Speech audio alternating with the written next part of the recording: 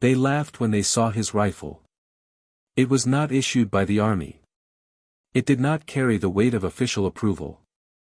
It did not look like something meant for war. In a place where men trusted steel, machinery, and doctrine, his weapon looked out of place, almost embarrassing. A simple hunting rifle. No scope. No military insignia.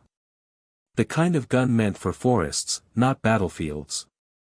No one suspected that within days, the balance of fear in the jungle would shift. To understand why, you have to understand where this happened, and what kind of war was being fought. In 1942 and 1943, the Pacific theater of World War II was unlike anything American soldiers had ever faced. It was not a war of open fields and long sight lines. It was not a war of tanks rolling across plains or cities reduced by bombing raids. It was a war fought in heat, mud, insects, and suffocating green darkness. Guadalcanal was one of those places. The island was dense with jungle so thick that daylight barely touched the ground. The air was wet and heavy, filled with rot and decay. Equipment rusted. Wounds festered. Men sweated constantly, even at rest. Nothing dried. Nothing stayed clean. But the worst enemy was not disease or exhaustion. It was invisibility. Japanese forces on the island had mastered jungle warfare. They understood concealment, patience, and silence. They did not fight like Western armies. They did not rely on massed fire or constant movement. They waited. Japanese snipers learned to become part of the terrain. They buried themselves in foliage. They climbed trees and wrapped their bodies in leaves. They used spider holes, false positions, and decoys. Some would remain still for hours or days, ignoring insects crawling across their skin, waiting for the smallest mistake. A helmet lifted too high. A cigarette lit at dusk. A careless reflection. One shot. One man dead. Then nothing. No muzzle flash. No sound to track. No enemy to see. The effect on American troops was devastating. Men stopped standing upright. They crawled instead of walked. They hesitated before every movement. They fired wildly at shadows. Fear spread faster than bullets. Morale suffered. Confidence eroded. Soldiers who had trained for conventional combat now faced an enemy that seemed supernatural. Invisible. Untouchable. The jungle belonged to the snipers. Commanders tried standard solutions. They increased patrols. They deployed counter-snipers using military-issue rifles with scopes. They emphasized aggressive movement. None of it worked. Scopes magnified targets, but they also magnified mistakes. In the jungle, glass reflected light. Even the smallest glint could give away a position. Japanese snipers knew this. They watched for reflections the way hunters watch for movement. American counter-snipers were dying before they ever fired a shot.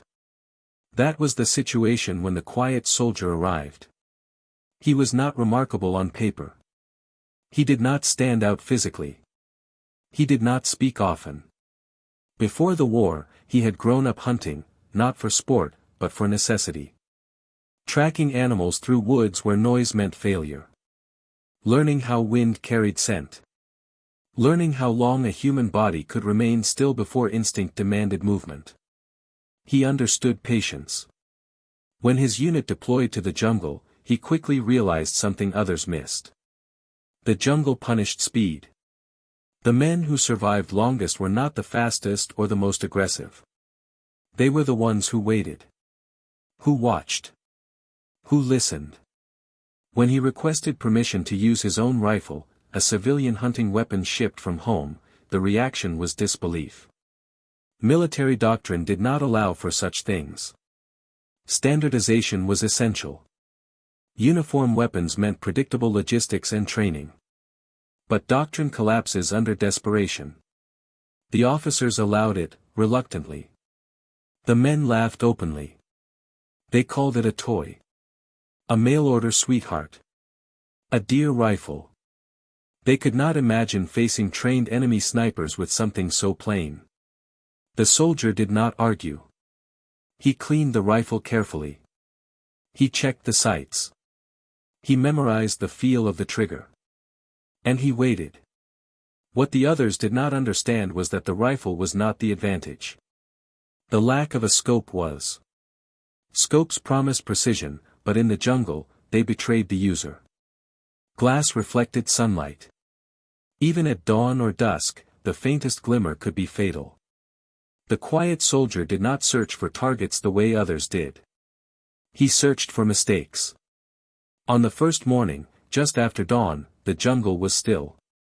Birds quieted. The air felt tense, as if the forest itself was holding its breath.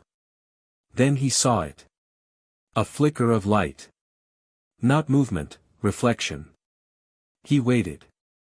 The reflection returned, briefly. He adjusted his breathing. Exhaled. Fired once. The sniper never knew what happened. There was no celebration. No announcement. Just one less invisible enemy. Later that day, it happened again. Another reflection. Another patient wait. Another single shot. By nightfall, 3 enemy snipers were dead. Word spread quietly. The laughter stopped. The jungle began to change. Japanese snipers noticed the shift almost immediately. They were trained observers. They knew when something felt wrong. Positions that should have been safe were suddenly lethal. The hunters were being hunted. They adjusted. They moved more often. They fired sooner. They took risks. And risk is death in the jungle. The quiet soldier barely slept. He changed positions constantly. He learned the rhythms of the forest, when insects grew loud, when birds fell silent, when human movement disturbed the natural order. He did not count kills. He focused on survival. On the second day, more mistakes appeared. A poorly concealed position. A rushed shot. A nervous movement. More bodies. By the third day, the number had grown. 6. 8. 10. The unit's behavior changed completely. Men no longer laughed. They no longer doubted. They followed his advice without question. When he said wait, they waited.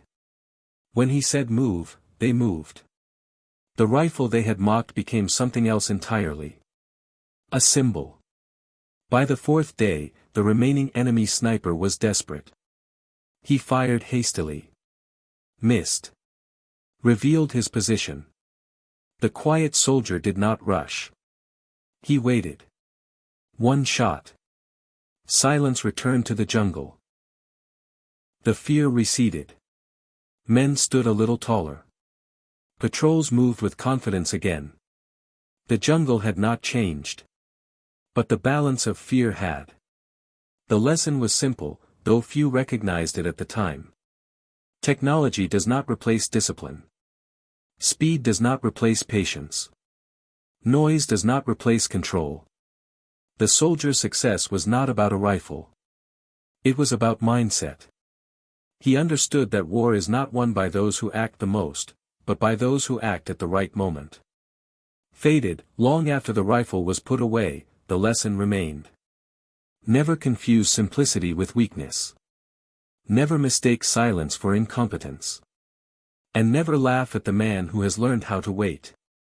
Because when the moment comes, he rarely misses.